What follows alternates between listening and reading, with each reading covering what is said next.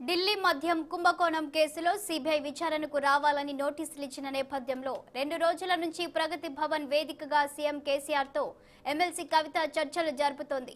ఈ నెల 6న వరకు విచారణ కవితకు సిబిఐ నోటీస్ ఇచ్చిన విషయం తెలిసిందే. దీనిపై స్పందించిన ఎమ్మెల్సీ పూర్తి వివరాలు కావాలంటూ ఈ నెల 3న సిబిఐకి లేఖ రాశారు. ఆమె లేఖను రిసీవ్ చేసుకున్న సిబిఐ అధికారులు ఎఫ్ఐఆర్ కాపీని పంపించారు. ఈ నేపథ్యంలో కవిత తాజాగా మరో లేఖ రాసింది. ఈ నెల 6న తాను సిబిఐ ముందు హాజరు కాలేనని చెప్పారు. ఈ నెల 11 నుంచి 15 వరకు అందుబాటులో ఉంటానని స్పష్టం చేసింది. సిబిఐ కల్వకుంట్ల కవితల మధ్య ఈ లేఖల పరంపర ఎటు దారి తీస్తుందో చూడాలి.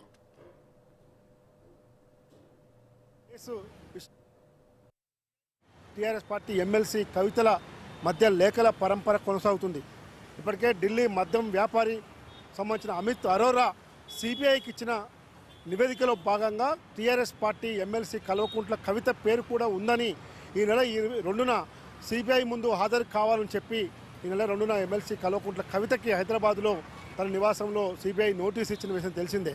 ఈ తదుపరి అంశాలపై గత 2-3 రోజులుగా ప్రగతి భవన్ వేదికగా సీఎం కేసీఆర్తో పాటు పలువురు న్యాయ నిపుణులతో చర్చిస్తున్న ఎమ్మెల్సీ కవిత పలు లేఖలు సిబిఐకి రాసింది.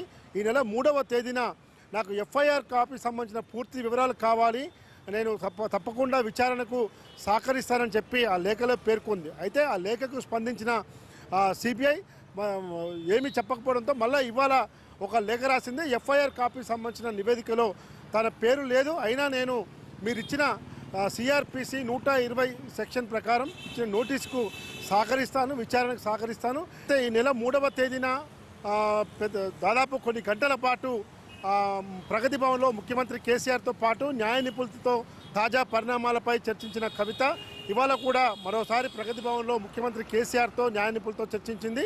ఈ నెల 3వ తేదీన రాసిన లేఖ సారాంశం కానీ ఈరోజు ఉదయం రాసిన లేఖ సారాంశం కానీ మొత్తం మీద ఎఫ్ఐఆర్లో తన పేరు లేదు, అయినా కూడా నేను సిబిఐ విచారణకు సహకరిస్తాను. అయితే 6వ తేదీన రమ్మన్నారు కానీ నేను అందుబాటులో 6వ తేదీన ముందే షెడ్యూల్ ఖరారైన నేపథ్యంలో ఈరోజు 6వ తేదీన నేను అందుబాటులో ఉండట్లేదు.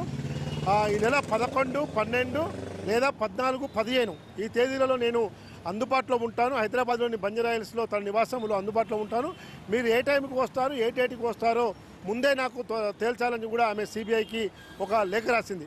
ఈ లేఖల పరంపర అంశాలు ఇలా ఉంటే ఏదేమైనా ఈరోజు ఢిల్లీ మద్యం కుంభకోణం విషయంలో తెలుగు రాష్ట్రాలకు చెందిన పలువురు ప్రముఖుల పేర్లు కూడా పెద్ద ఎత్తున వినపడడంతో రాష్ట్రంలో అధికారంలో ఉన్న టీఆర్ఎస్ పార్టీ ముఖ్యమంత్రి తనయురాలు కల్వకుంట్ల కవిత పేరు ఉండటం అనేది కొంత రాజకీయ వర్గాల్లో తీవ్ర చర్చగా మారింది.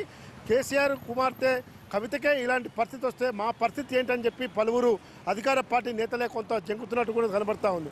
అయితే ఈ నెల 7వ తేదీన జగిత్యాలలో కలెక్టర్ ఆఫీస్ కార్యాలయం ఓపెనింగు, తర్వాత టీఆర్ఎస్ పార్టీ సభ సంబంధించిన కార్యక్రమాలు ఉన్నాయి కాబట్టి జగిత్యాల ఇన్ఛార్జ్గా కల్వకుంట్ల కవిత ఉన్నారు.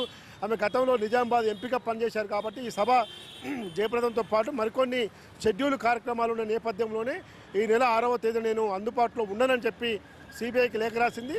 అయితే 3వ తేదీన రాసిన లేఖ కానీ ఇవాళ ఉదయం రాసిన లేఖ కానీ పరిణామాలు అవన్నీ కూడా ఎప్పటికప్పుడు న్యాయ నిపుణులతో పాటు సీఎం కేసీఆర్తో పలువురు ముఖ్య నేతలతో కూడా చర్చించే ఈ నిర్ణయం తీసుకుంటున్నట్టు తెలుస్తూ ఉంది.